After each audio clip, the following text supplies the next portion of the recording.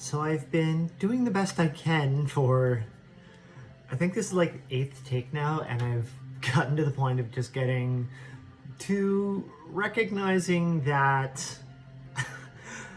myself and scripts don't go hand in hand. My intention of starting this video was to have something generally scripted. It'd be a different story if it was something theatrical and I practiced it and whatever, but I'm literally trying to share a message and I struggle trying to read notes without being transparent about it.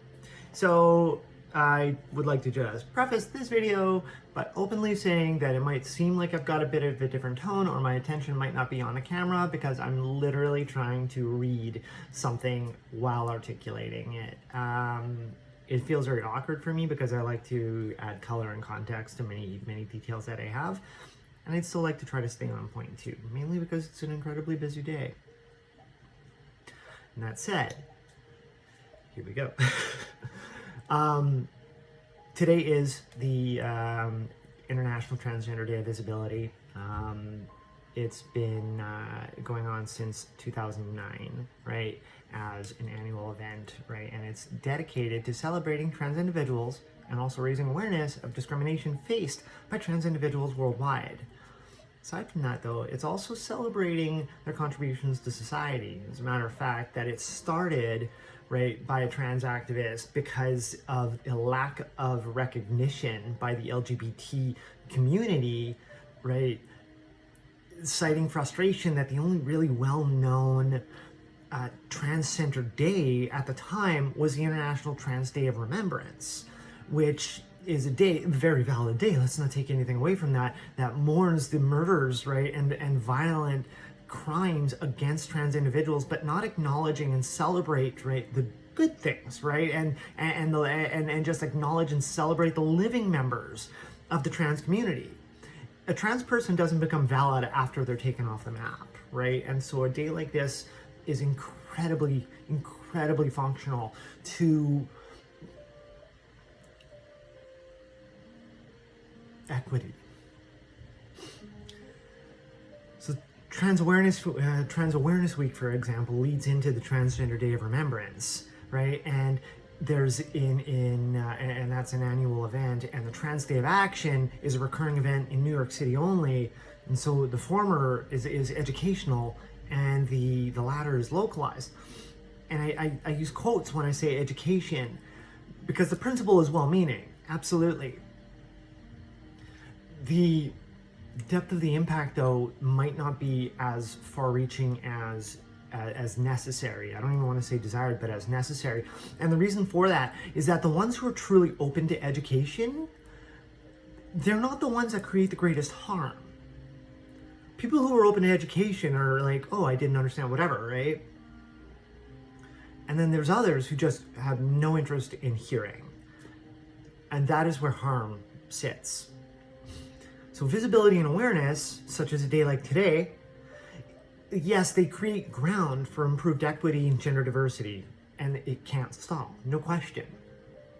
At the same time, though, and I've repeated this many times in many ways to many places when it comes to addressing hate crimes and violent crimes, is that if the rate of visibility increases, or at least appears to increase, at a rate higher than inclusion, or even acceptance, or even tolerance, it furthers that partisan split, right, between diversity and dehumanization. If the rate of visibility goes higher and faster than the rate of people ready to let that into their lives,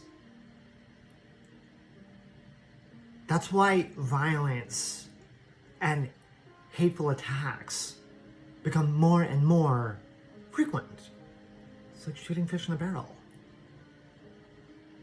So it's a troubling reality, right? Because the vast majority of those who support and practice the dehumanization of anyone who's not like them, trans or not, that they're not open to mindful negotiation and education. As much as we like to preach the concept of let's just educate and whatever, when someone is like set in their ways and long-standing, that's a really difficult situation to coach out of. The solutions that those same individuals have, right, they're discriminatory at best and violent at worst. And so while, like, in Canada, it's not valid, right, as an excuse, but, like, even consider the fact that down south, to the best of my knowledge, 42 states still allow, right, a gay and trans panic defense as a legal strategy to defend cases involving assault, manslaughter, and murder against gay and trans individuals. Think about that. 8 states have passed bills that denounce that. There's a handful that are considering it, but ultimately, 42 states still have that in the books. Process that. One of the most influential nations on the planet allows people to respond with violence if they acted in a state. How did I write this down here? They allow people to respond with violence if they acted in a state of violent, temporary insanity, committing assault or murder because of unwanted advances. These people may allege to have found the advances so offensive or frightening that they were provoked into were acting in self-defense, were of diminished capacity, or were temporarily insane, and that this circumstance is I can't even pronounce it like right now, exculpatory or mitigating. Whoops. But think about that. The fact, like, to essentially say, oh, I freaked out and I didn't know what I was doing, so I killed another person because I couldn't be mindful of my own actions because I was disappointed that they weren't what I was hoping to get into. I have personal preferences. I like my ladies, right? And I like my ladies, I've got preferences. But I'm not going to lose my mind and murder somebody because what's beneath their pants is less than what I expected. But 42 states still allow that. Think about it. I totally respect. Everyone's got personal boundaries. For sure. For sure. Don't even give guys the time of day. There's a boundary right there. But everyone's allowed to have their personal boundaries, right? And they're allowed to have their own interests, and their interests are valid. But in what universe, right, is it reasonable to advocate for the eradication of a person who let themselves become vulnerable to someone else who doesn't share the same desires? Someone allowed themselves to become openly vulnerable to another person, and the consequence of that is up to and including murder. In what universe is that reasonable?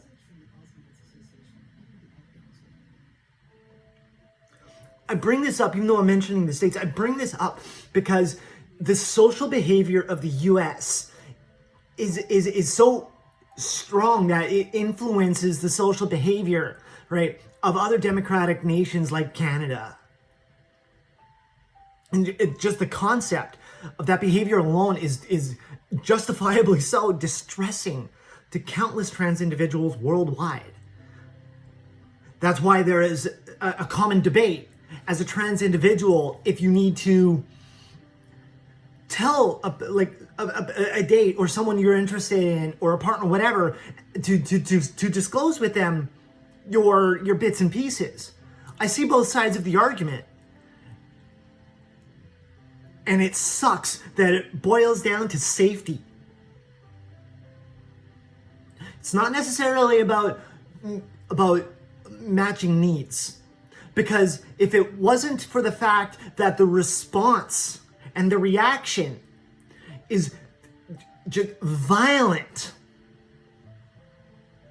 then you would imagine, like, if the response wasn't violent, so commonly violent, you would imagine that regardless of your presentation, you go on a date, and if it's going good, and then it gets to a point where all of a sudden there's a conflict of interest, there's a mindful discussion saying, I don't know if I can pursue this further. But instead, will just go ahead and kill the other person because you got disappointed.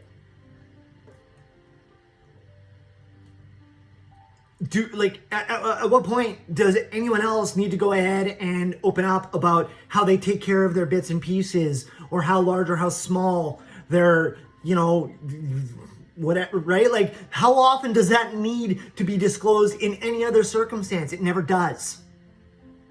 So why do trans people need to go ahead and expose themselves to satisfy the inability for others to be mindful of their own behavior?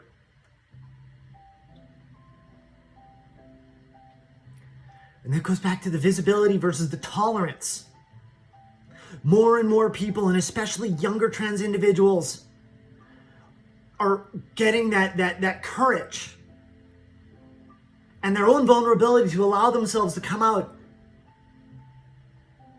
into a world that says it accepts them. But let's be honest, the MO is be who you want to be your best self. Just don't be really weird to other people.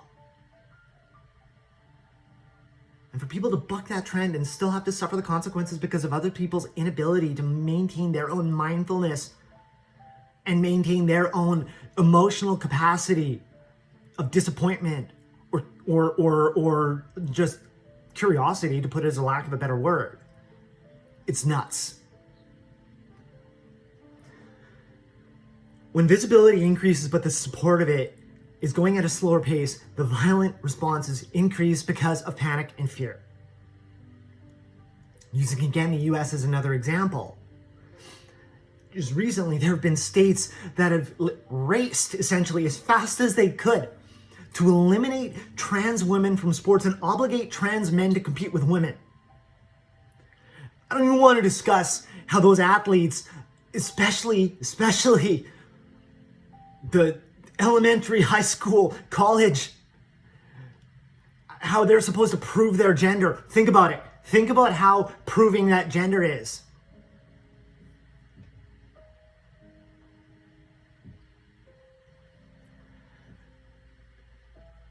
Canada and US have very similar rates, about 0.5, 0.6% of people being trans. And even if you consider that, the percentage of those people who one would consider as athletic, think about that now. Look at the extreme efforts that have been made to suppress an entirely marginalized demographic already.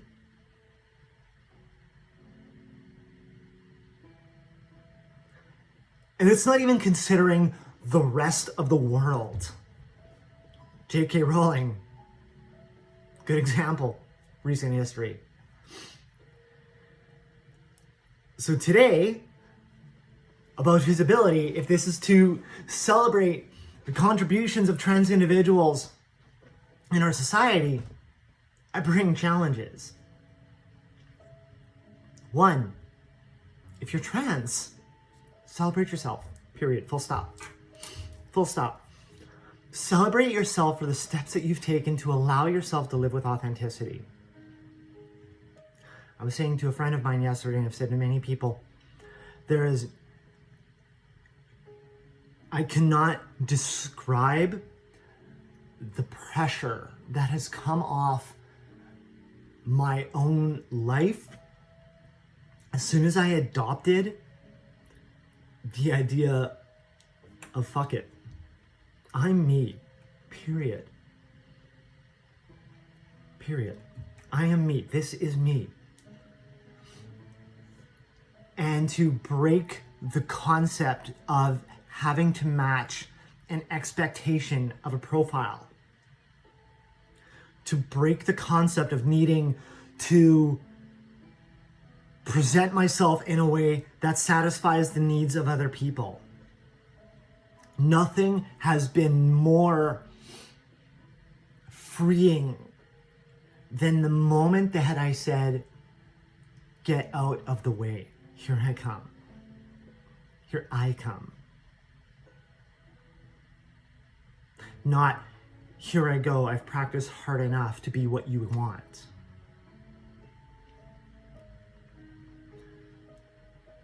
So celebrate yourself for the steps you've taken to allow yourself to live with authenticity in your honest self. If you carry shame in any way, I understand it, I've been there, and do your best, right? And challenge yourself to shake it. Because as cliche as it is, there is nothing shameful about being you. Because if you think about it, the messages of suggesting shame come from the people who are already hating. They're not trying to integrate you into society. They're trying to remove you from it. They have no well interest of you being your best self in the first place. So it doesn't matter what those people think. And it never will. Because the fact of even suggesting their thinking is generous in the first place. Acceptance and inclusion unquestionably will be a continued struggle for so long. We'd all love to live in a lifetime where it's done. But we can't wait for life to be perfect either. I give you my commitment that I'm doing the best I can to help create change so that the following days become easier, not just for us, but for following generations. But if you keep waiting for that perfect day, it's not going to happen. I'm sorry. So it's okay to be vulnerable. And if you think about it, the opposite of shame is vulnerability. Accepting yourself and being proud about yourself. And I challenge you to be vulnerable if you're not yet. And for those who are, I applaud you for being vulnerable. And when you think, as I mentioned about individuals earlier, hate feeds on fear. Hate thrives on fear. Hate devours and grows because of fear. They have plenty of fear already, and they don't need to be given dessert.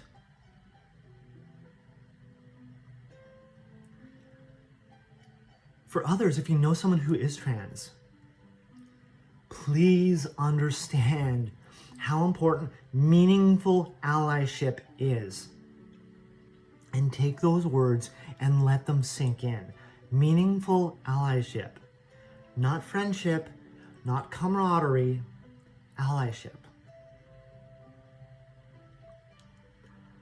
Downloading a graphic from Pinterest or wherever, right?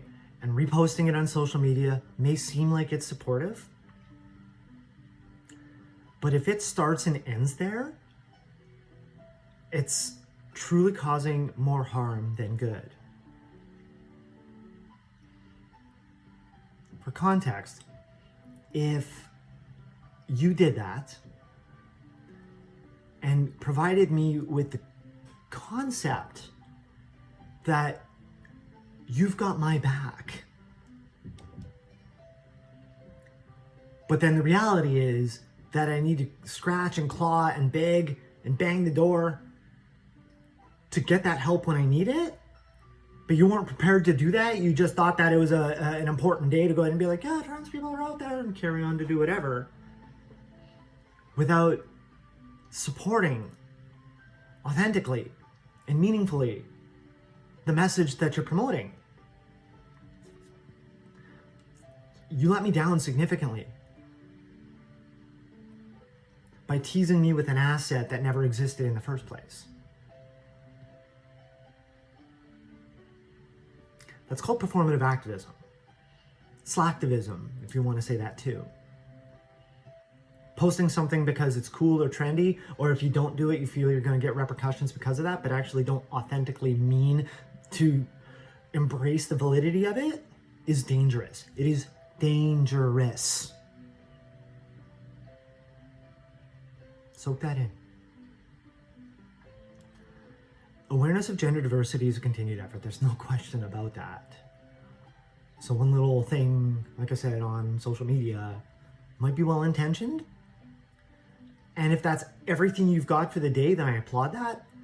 But if you're not doing it because of you truly embrace the message and continue to support it, should you ever be challenged on it, don't, please. If you do want to support a trans person in your life meaningfully, though, consider the following ideas. I took this from a website called guide to allyship.com. I'll throw it in a link. Fantastic site, really easy, quick read. Definitely not written by me. But one, take on the struggle as your own. You might not need to know exactly what it feels like, and I promise you that unless you are trans, you have no idea what this feels like. Period. But recognizing the challenges are objective. And you can put yourself in those shoes. How would you feel if you had those limitations, if those privileges taken away from you, those struggles, right? Those are easy to go ahead and be like, I don't like that. And then you can react accordingly. Transfer the benefits of your privilege to those who lack it. To me, this is one of the most important ones. And this is really a shout out to a lot of cis white men, simply put. When there are members of a marginalized group advocating about fill in the blank, and it is continued to be enforced by that same community, the message gets louder, but often not more powerful. Because of the nature of our society and patriarchy, one of the strongest assets that any marginalized community could gain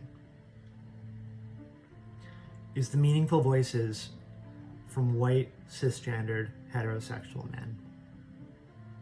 To stand on the side of those who are oppressed and show that what's being spoken is valid and demands attention. Using your privilege to help platform is one of the best things that any ally can do. That's not to say that it's exclusive, as I mentioned, to cis white men, but this is a shout out to cis white men.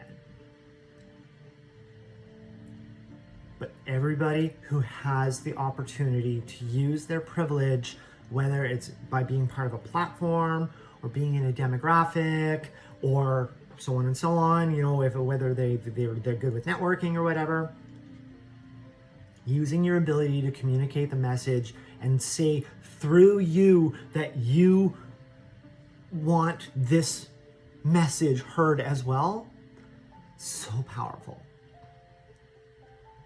And to the point, amplify the voices of the oppressed before your own. I don't know how else to explain it.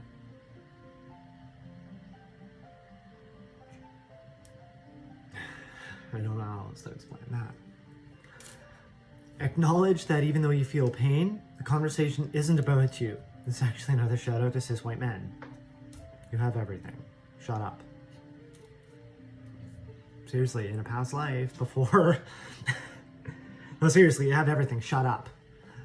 There's an amazing book called White Privilege. Or, White Fragility. Read it. It's good for you. In a past life, before I came out, everyone knew me as Brad.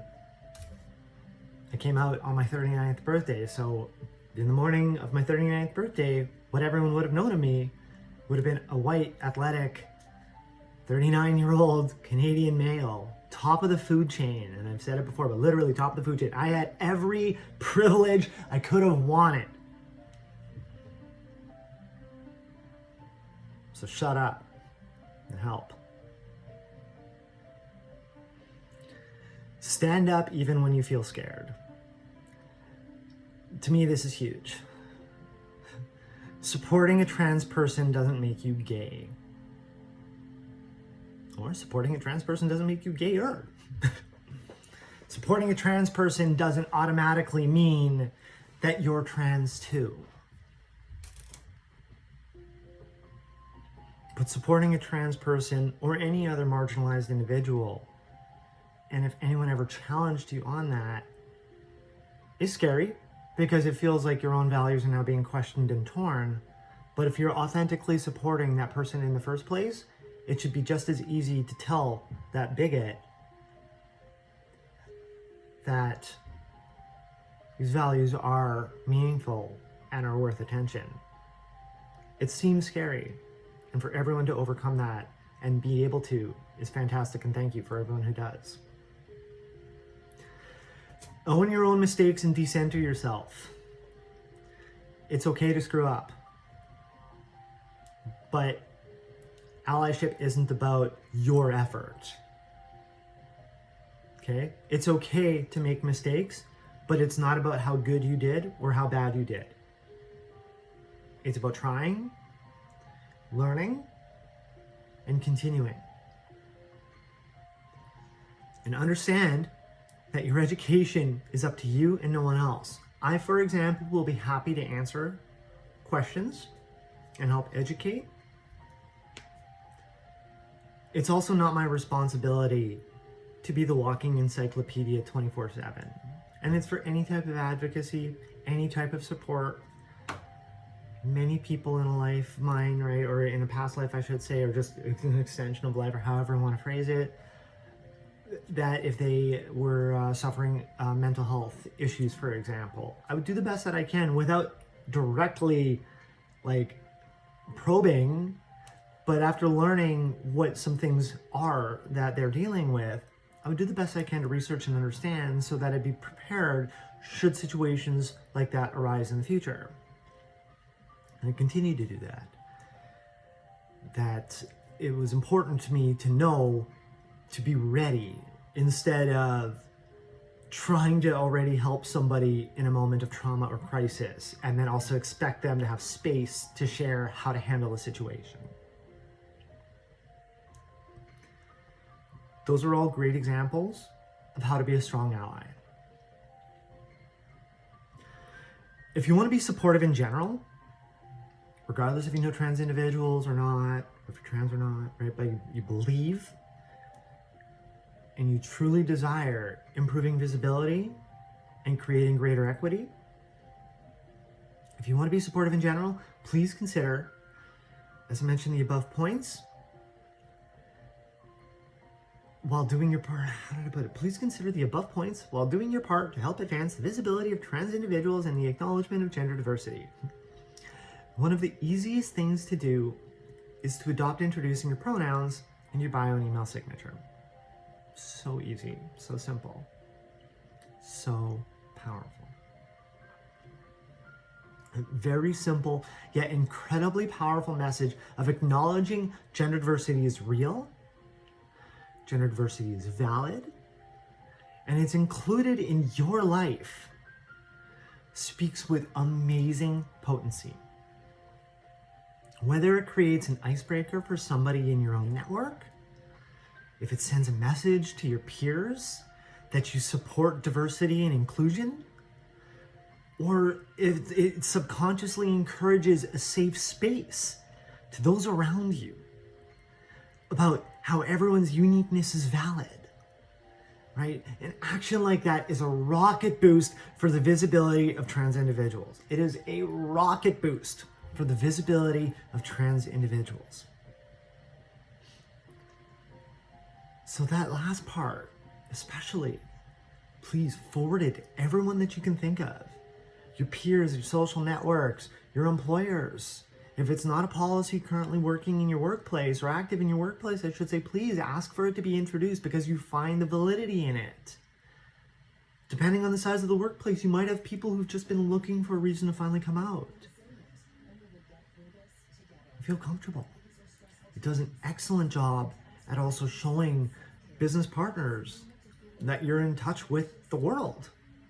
It's where the demographic is going, right? So be ahead of the curve, right? And help advance the visibility and show potential partners, potential employers, potential employees that you acknowledge diversity and the individuality, uniqueness of every person that's around you. It's massive. Out of that, though, the more presence there is of accepting gender diversity and encouraging inclusivity for trans individuals by all elements of day-to-day life, it means the sooner it will take to minimize hate and violence against them. Hate and violence exists because the opportunity to stop it is low. So the more presence there is to stop hate and violence and make those people who think that hateful and violent actions are not cool is nothing but an asset.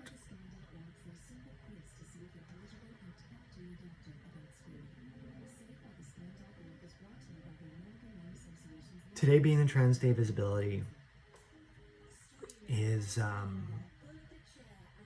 one of many important days in the year that, of course, I like to participate in.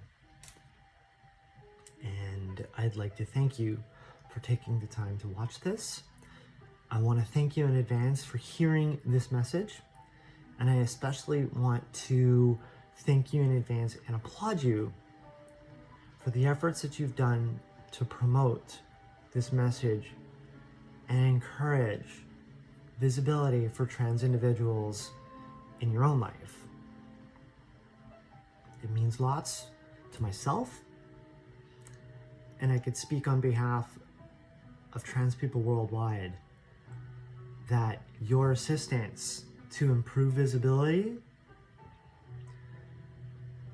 will forever be just the gratitude will not end. And so thank you so much for being there for us, being there with us, and for all my trans friends watching this, thank you for being there with me. I hope everyone has a great rest of the day.